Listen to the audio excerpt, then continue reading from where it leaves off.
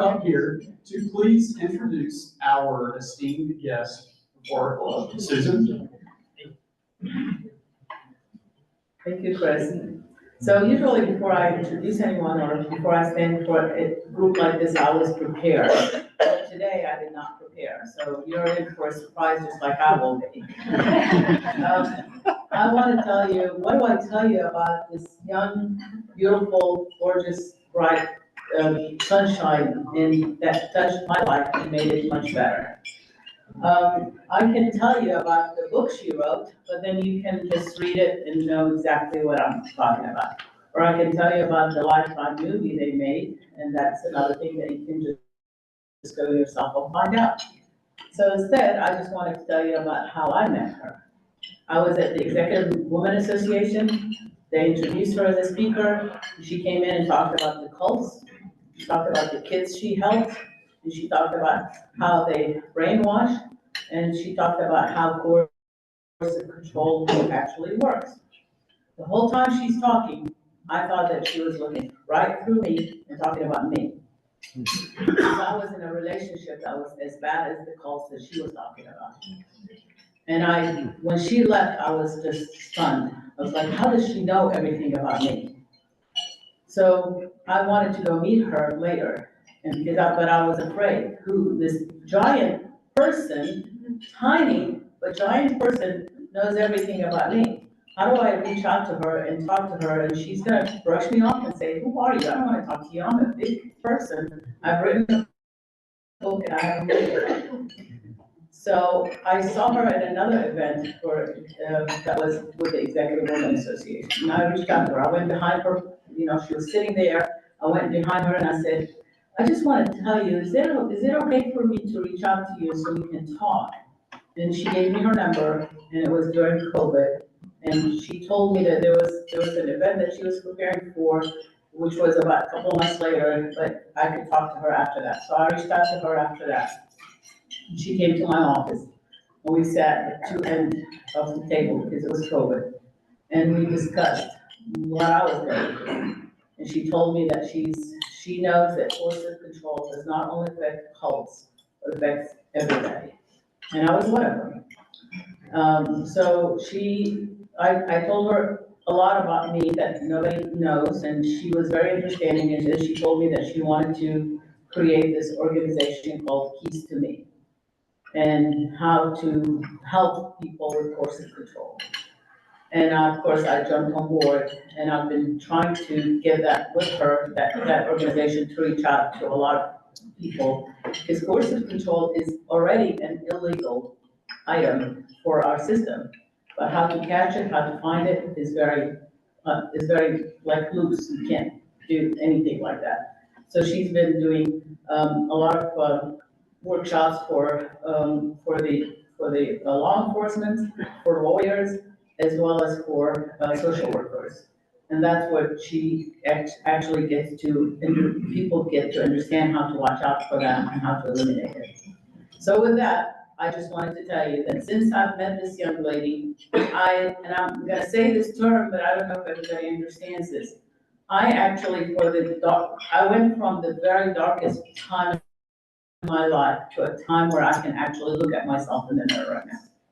So with that in mind, Miss Debby Schriver.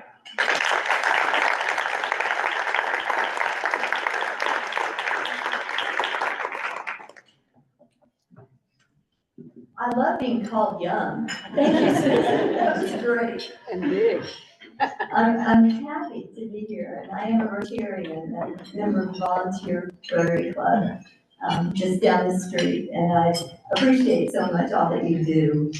I'd like to start with a story. On September 20th, 2008, federal marshals and the FBI raided Tony Alamo Christian Ministries, a compound in Falk, Arkansas, and another one in Sawdust Canyon, California. Over the course of a few days, they brought in 300 plus children. And those children were put in state custody in foster homes. And then during the next few weeks, there were custody hearings. And the parents could take back those children if they agreed not to belong to Tony Alone Christian Ministries any longer. They all chose Tony. No one chose their children. And so these children were left out here. And they had come from an organization that kept them completely secluded. They knew nothing of this world outside of, before 2008. And they're still learning to this day. We're 17 years after that. They're still struggling. Coercive control is very, very dangerous. And there are many cults. I'm going to focus on cults today, but there are many cults that are dangerous. We did a study in 2017.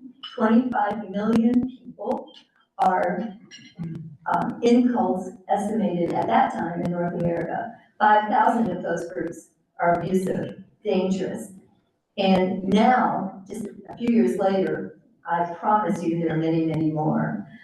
When there is a divider in a country, in society, and we have extremes, and we certainly do here, we have two extremes.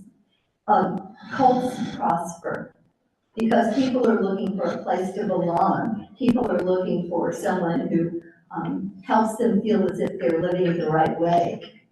And so it's a dangerous, dangerous, dangerous life to walk. And so I want to talk to you a little bit about them. When you think about the children, think, well, they were rescued. Look what we got them out of. They were not rescued, they were taken. That was the only world they knew. And they were taught that out in the outside world, they would be killed. They believed those agents who came in with guns were going to kill them. They were told that if they came out here, they would become prostitutes. They would become down and out. They would become drug addicted. And they knew nothing about out here. They were the chosen few. They believed if they left, they would go to hell. This was a Christian-based organization. And I want to say here, Christian churches are not cults. It's the behaviors that are going on that make them cults. And these leaders pick on the Bible, for example, which is commonly known and respected, and then twists the scripture. And so let's go a little bit and talk about cults. We know that cults and human trafficking survivors, survivors of family abuse, relationship abuse, all have the same needs. Radicalized youth also do, as do gang members. They all have been cordoned away and learned certain things, and they then have special needs. And what we talk about with the cults today is true for these other situations as well. And I'll say right here, Knoxville has lots and lots of cults, dangerous cults. As does Tennessee, human trafficking is a real problem here. We have I-75 and I-40 and I-81, and those are very ripe places for human traffickers to communicate and share their goods. The scars people get are emotional, psychological, physical. The children in Alamo Ministries were beaten severely by a 2x5 board that had holes in it on the end, so it's like a big oar, if you will. And they would hold them down, spread eagle, and hit as hard as they could. And they had holes in it so it would go harder, it wouldn't be held back by the air. And they weren't beaten once or twice, they were beaten till they were bloody. And they called that the Board of Education. So there are physical scars that can be seen, but I would say that the invisible scars are even worse.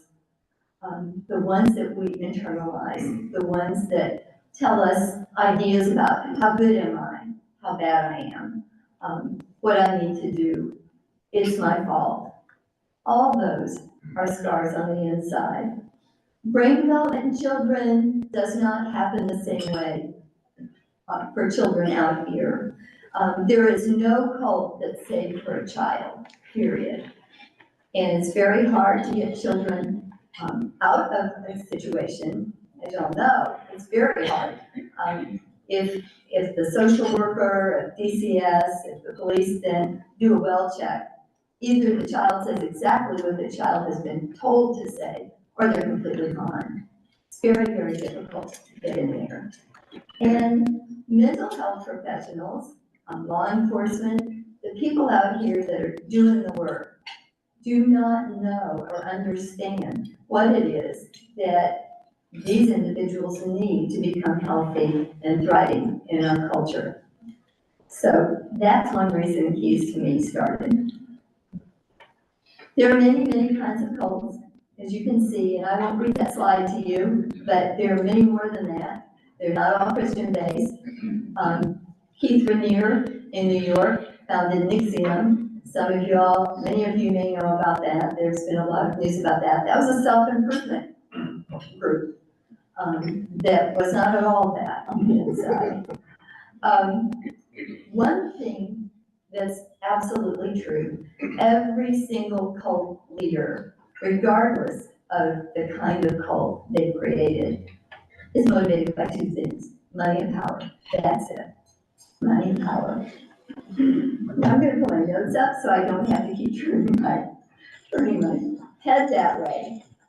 But cult leaders dictate who your friends are. They control the work you do. They require money, any money that you earn to be given back to the group, which is the cult. They shut down critical thinking. This is a really important point. Children grow up without even learning critical thinking. They don't learn trust. They're wired differently. They've been taken from their families. They're shuffled around. They're deprived of sleep.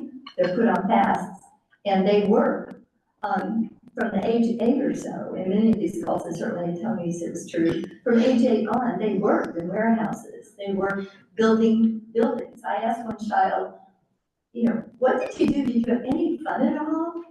And he said, yeah, we had a lot of fun. And I thought, oh, good. I said, what was fun? Tell me something that was fun. And he said, we played with nails. And I said, that really doesn't sound fun. And I said, tell me about that. And he said, well, I helped, the men. He was 9 years old, and he helped the men roof.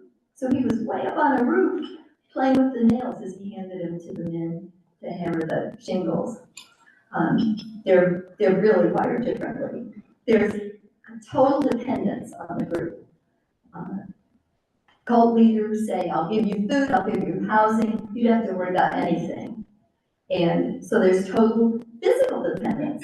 But then because our minds are rewired by indoctrination, which is very similar to prison camps, they don't even think about what's happening anymore. They do what they're told.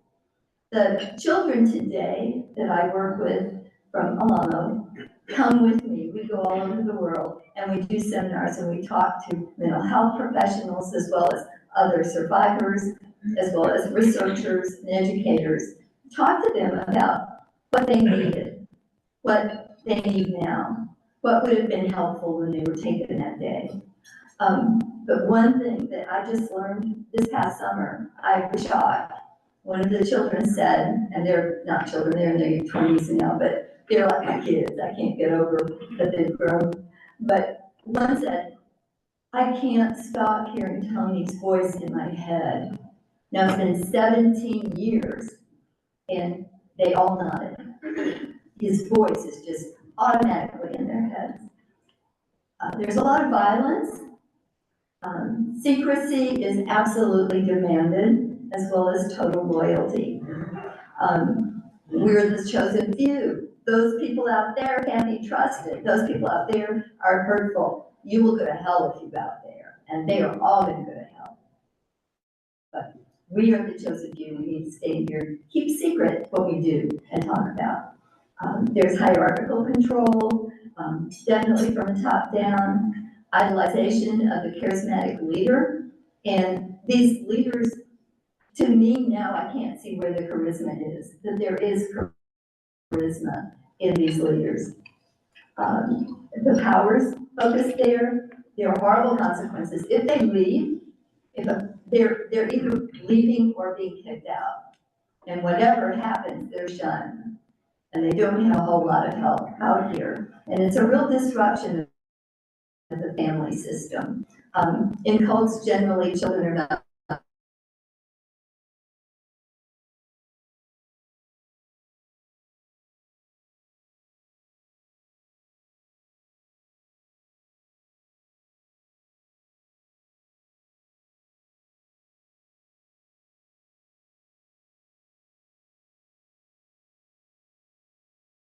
a mom and two siblings and a dog. They had no idea what that was, and they didn't talk. But they knew how to succeed. They knew how to follow rules. They knew how to themselves, so they did great in part-time jobs, in school, but they didn't integrate with people, and they still don't. They integrate with fellow survivors of Tony Alamo, but they break out of that. It's too difficult for them. I'll go on here. There's a outside-inside kind of feature of cults. On the inside, there's scripture, so total subversion, but on the outside, it doesn't look like anything bad. And a leader may be a prominent business person in the community. And we would never person would be doing these things. There's actually a physician in town here that operates out and has people living and has total authority over them. I'm going to move on here. I want to be sure we have plenty of time. The born and bred have no pre-cult identity. People who join the cult when they're 18, 19, and so on, a life before. And so if they do come out, they have family, perhaps, friends, perhaps, know the ropes a little bit. They know what this outside world is, and it's a little bit easier for them to get back in it. At some point, they may realize that everything they were told was a lie. And I'll give you an interesting example, again, the Alamo kids. Vanessa and Marcus, brother and sister, were presenting a program.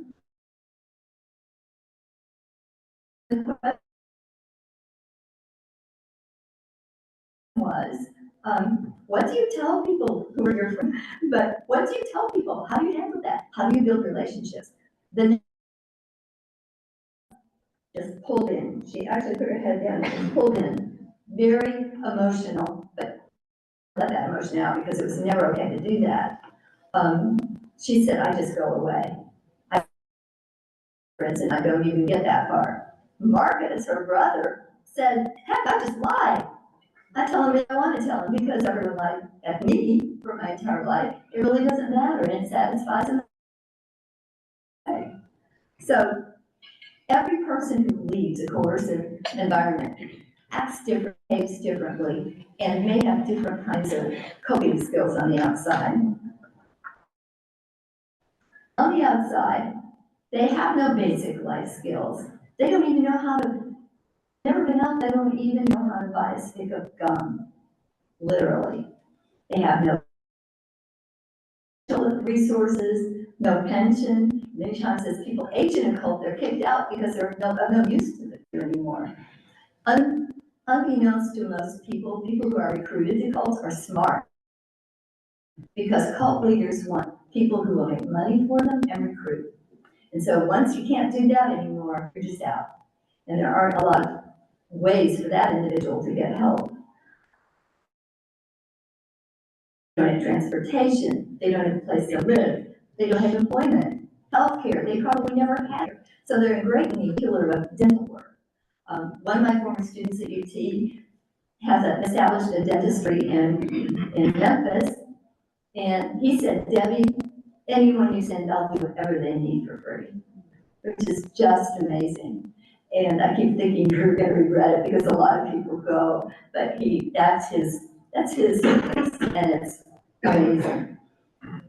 They also tend to jump cults, and that may sound kind of strange, but when you leave a cult, you're looking for someone to accept you. You're looking for help. You're looking for a friend, someone to help you. And cults can spot that. And so it's very common to jump from cult to cult to cult. It certainly doesn't help that individual or society. They lack documentation. It is really hard to get a birth certificate and a social security card if you have no evidence of when you were born, where you were born, even how old you are now. So it's really difficult. You kind of need that square one to be able to go forward in a community. Shaming and self-blaming happens particularly with people who joined a cult, maybe at age 18, 19, 20, the parents of these born and raised kids. Because the parents think, how could I do that? How could I do that to my child? How could I beat my child? How could I allow my child to be sexually molested at age 8 years old? How can I do that? And so they are very stuck in embarrassment and shame. And their born and raised kids who are out here reinforce that. They want nothing to do with their parents. They're very angry at their parents. And the fact is, everyone was indoctrinated. So I want to talk a minute about keys to meaning. I said to the kids, as Susan said, I wrote a book, and it's their book. And I said to them, what do you want to do with the royalties? And I also said, they're very small. University of Tennessee was our publisher, and they're wonderful. They're wonderful. I've worked with them on other books and projects. And the royalty is very small. But I said, what do you want to do from here? And they said, we want to help other people. We want to develop a foundation. And so we did that. And Susan came in on the very front end when we had just started naming ourselves, and we're keys to me. And Jill back here in the room has been an amazing person to help this organization seed and grow a bit. We're just starting our 4th year, and our activities right now are twofold.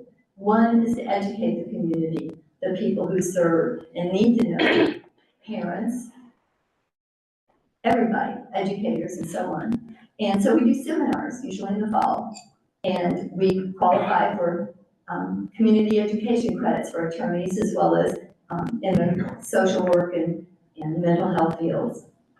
Then in the spring, we give a KEYS grant to an individual who has either suffered from cultic abuse, relationship, family abuse, human trafficking, gang warfare. And we will give them a grant to help them with the step up. And the last grant we gave, which is really the first grant we gave, is to a young man who, when he came out of the cult, put himself through college, put himself through law school, and could not pass the bar exam because he did not have the money to take the class, buy the books, and do what he could to learn how to pass the bar exam. So we gave him that scholarship, and he's taking the bar exam this month, actually. He's very excited. He works in a law firm that's very supportive of him. That's a great story of accomplishment. And so we will do just a little bit to help. And so our mission basically is to help educate community workers in understanding how to recognize coercive control and connect with its victims to create a groundwork from which survivors can begin to return to themselves and to a healthy life. Keys to Me will support survivors in pursuing education, developing independence, cultivating healthy relationships, gaining a realistic perspective on the past, and creating a safe and thriving future. And thirdly, in terms of our mission, Keys to Me strives to broaden awareness that coercive control does not discriminate. It impacts individuals regardless of age, gender, ethnicity, educational level, or socioeconomic situation. I think sometimes the kids ask me one time, what did you think we'd be like? And I said, well, I thought you would be wearing ratty clothes, maybe the same clothes. Thought you'd all look kind of like alike in that way. I thought you'd be dirty. I thought you'd be underfed. And I thought you would be smart.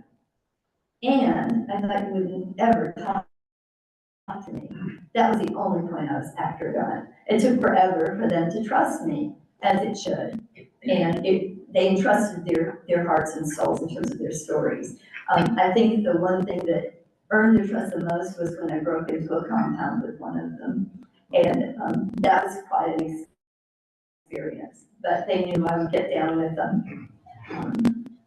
So our values. Education leads to critical thinking and independence. Individual freedom empowers a thriving human spirit. And safe communities foster hope, peace, healing, and growth.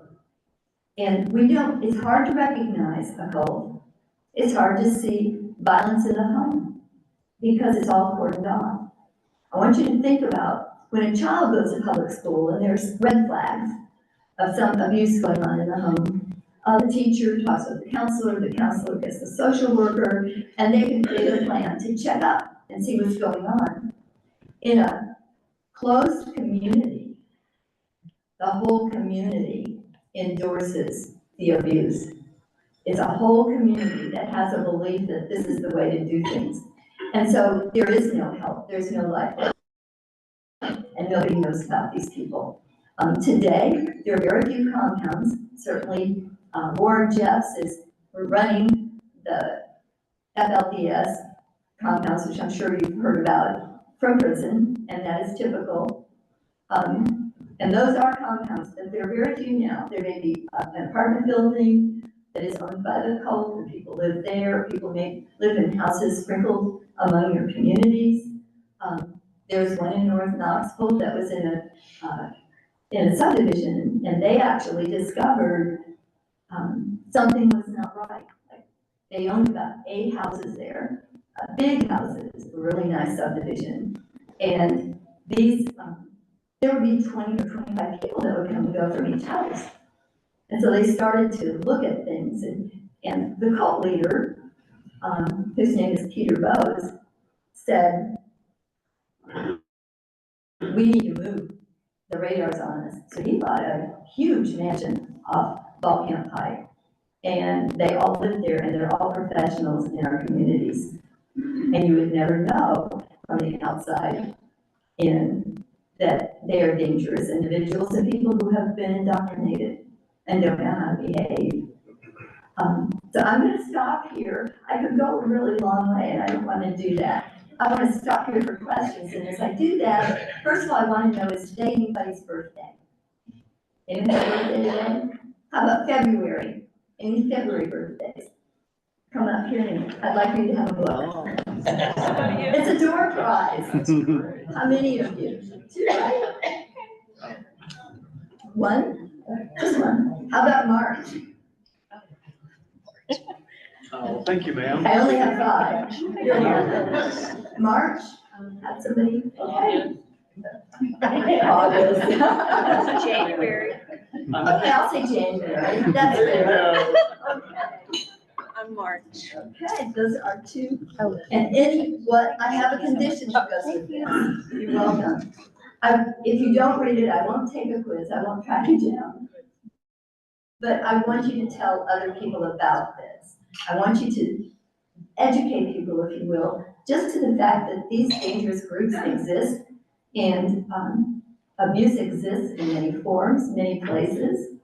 And keys to me is we're very new, very small, but we are really trying to make some headway to help. And we work with other organizations. We're not replacing the Coalition on Human Trafficking. We're not replacing anyone out there. We're giving extra support to the community and what they need to know how to work with human traffickers or other kinds of situations, coercive control. I also have a card that describes who we are, and you could take several and hand them out. And I'm just looking for education here. And my business card is there too. And I really encourage you to let me know if you need anything, if you want to know more.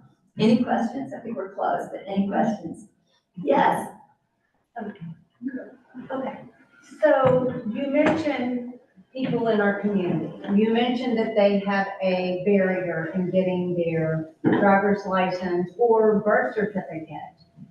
How does a person find a red flag? Just curious, asking for a friend. How do I know if I'm hiring someone and they've got like fake identification, birth certificate, and they've gone through this? What are the signs or flags that one might see? Because you just mentioned there are individuals that are professionals living on ball camp, and they could be dangerous. So Yeah. what does that look like to someone who's normal, living a boring life? you would look at the relationship and how that person works with relationships and how they behave. We look at behaviors and look at how they're withholding as well.